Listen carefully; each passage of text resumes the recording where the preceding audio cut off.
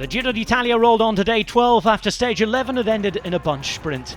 A bunch sprint won by a brand new rider at this level. Alberto Dainese winning for the first time in a Grand Tour. The young Italian picking up his nation's first victory at their home race.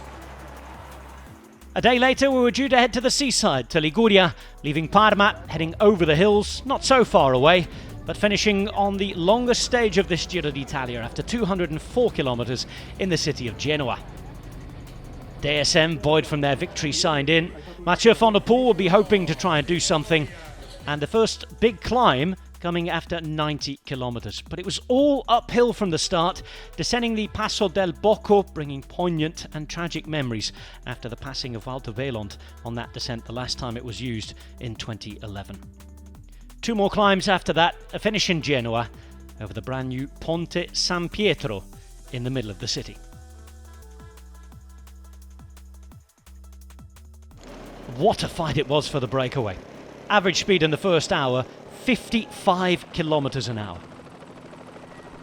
Arnaud Démare took the bunch sprint for the intermediate sprint. 12 points, and the break still hadn't gone after 56 Ks.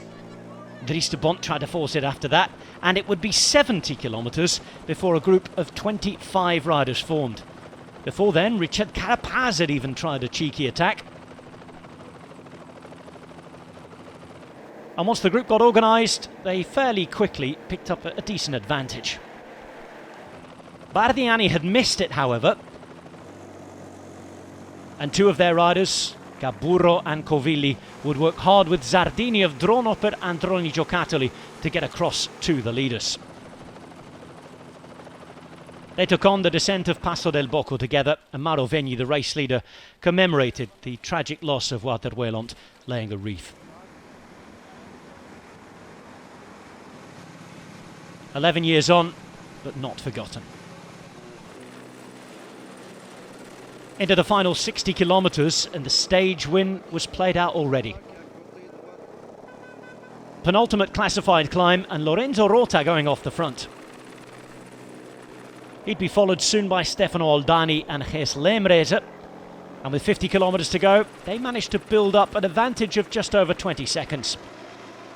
Chasers behind would come and go, but it would be Riesebeek who would force the issue, Buitrago who would come with him. The leaders, though, by this point, having almost a minute of a gap. Buitrago joined by Hamilton, alongside Kelderman. 11 minutes was the best placed in the GC. And Bauke Mollema looking for his first ever Giro stage win to add to those in the Tour and the Vuelta. Inside the final 20 kilometres, the gap at under 50 seconds, but it was still over 40 with 6 Ks to go. The three leaders went into the final kilometre, all hoping for their first ever professional bike wins. Leemreize tried twice in the last K, not trusting his own speed. It proved to be the right decision. Even though he didn't win, it was Stefano Oldani who was quite clearly the quickest. He got the better of Lorenzo Rota, and Oldani, the Italian, picking up not only his first professional victory as a cyclist, but also a first Giro d'Italia win. The second for Alpecin Fenix this Giro. Oldani, Rota and Leemreize at the podium on the day, with Kelderman behind, taking 8 minutes back in the GC alongside Lucas Hamilton. Oldani taking the stage win, Rota in second place, Leemreize, Mollema, Buitrago and the rest, Inghorn completing the top 10 at almost 3 minutes. The peloton rolled over 9 minutes down, and Juanpe Lopez secured a 9th day in the lead of the Giro d'Italia, another Maglia Rosa for the 24-year-old Spaniard. So Carapaz and Almeida still there at 12 seconds, with Balde and Hindley in the top 5, separated only by 20 seconds. That was stage 12. Stage 13 takes on the summer pandemic Sanremo route in reverse. We go from Sanremo over the hills back on to flatter terrain.